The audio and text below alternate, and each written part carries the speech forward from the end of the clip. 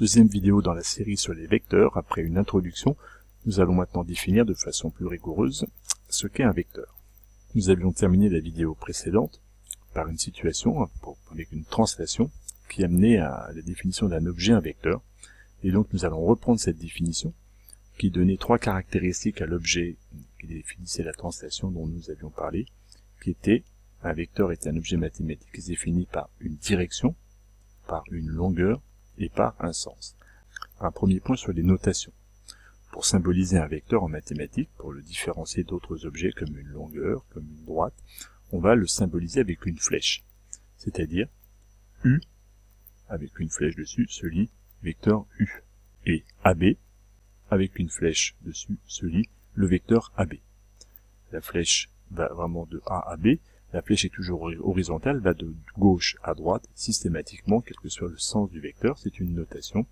Et avant de rentrer dans le vif du sujet sur cette définition, une propriété qui est évidente, qui dit que deux vecteurs sont égaux, et bien s'ils respectent donc les trois caractéristiques communes que nous avons développées précédemment, s'ils ont même direction, même longueur et même sens. Venons-en maintenant à des explications plus précises sur chacun de ces trois termes, direction, sens et longueur. On me donne ici deux vecteurs, vecteur U, vecteur V, qui sont représentés graphiquement, et la question est de déterminer ces deux vecteurs peuvent-ils être égaux.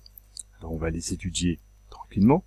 Le vecteur U et le vecteur V ont la même direction parce qu'ils sont portés par la même droite, ils ont le même sens, ils vont de gauche à droite tous les deux, mais ils n'ont pas la même longueur. On parlera de normes concernant les vecteurs.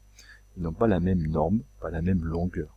On voit bien que la norme du vecteur V est plus grande que la norme du vecteur U. Par conséquent, ces deux déplacements ne sont pas les mêmes. Dans ce deuxième exemple, on propose deux vecteurs U et V. Ces vecteurs peuvent-ils être égaux? Ces vecteurs ont la même longueur, on parlera de la même norme. Là, ils ont la même direction, et attention, c'est là où on va commencer à rentrer en subtilité dans les termes entre sens et direction. Ils ont la même direction parce qu'ils sont portés par la même droite parallèle. Attention, deux personnes qui se croisent dans un couloir vont dans la même direction, puisque on peut estimer que si un couloir est droit, les deux personnes qui vont se croiser sont portées par la même direction, sont portées sur la même droite du couloir. En maths, on dirait que les gens vont dans des sens opposés, mais qu'ils vont dans la même direction, même s'ils se croisent dans un couloir. Et donc, ces deux vecteurs-là se rencontrent, effectivement, un va de gauche à droite, l'autre de droite à gauche, mais on dira qu'ils ont même direction, mais pas le même sens. Et comme ils n'ont pas le même sens, ces deux vecteurs sont différents, U et V. Le vecteur U est différent du vecteur V. Voici un troisième exemple, on a les deux vecteurs U et V qu'on nous propose ici.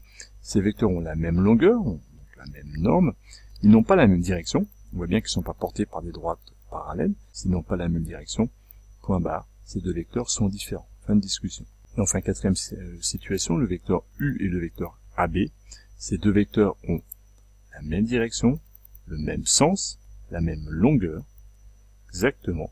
On pourra dire alors que le vecteur U est égal au vecteur AB. Quelques commentaires sur ces définitions. Un vecteur mesure un déplacement. C'est une idée importante qu'il faut retenir, et c'est-à-dire que le vecteur AB représente le déplacement qui va de A à B, du point A au point B. Par exemple, le vecteur AA représente donc le déplacement qui va du point A au point A. C'est un déplacement qui n'en est pas un, puisque le point de départ et le point d'arrivée sont les mêmes. On appellera ça le vecteur nul, et on pourra le noter de la sorte. Vecteur AA, si l'origine et l'arrivée de mon vecteur sont les mêmes, est égal à 0 avec une flèche dessus pour parler du vecteur nul. Attention, un vecteur n'est pas égal à un nombre, on ne pourrait pas dire vecteur AA est égal à 0. Un vecteur mesure un déplacement, donc avec une longueur, un sens, une direction. Et donc pour résumer tout ça, on est obligé de mettre une flèche. Donc il serait faux d'écrire vecteur AA est égal à 0. On met bien une flèche sur le 0, c'est une notation pour dire vecteur nul, pour dire un déplacement qui n'en est pas un. Point de départ et point d'arrivée sont les mêmes. Le dernier commentaire, c'est que si le vecteur AB représente le déplacement qui va de A à B, eh bien le vecteur BA représente le déplacement qui va du point B au point A. Et si on a bien compris ce qu'est un déplacement, on comprend bien que ces deux déplacements ils sont opposés au sens où ils ont la même longueur, la longueur AB, la longueur BA est la même, ils ont la même direction, c'est que la direction de AB ou de BA sont portées par les mêmes droites parallèles, par contre ils sont de sens opposés. Et on écrira donc que le vecteur AB est égal à moins le vecteur BA.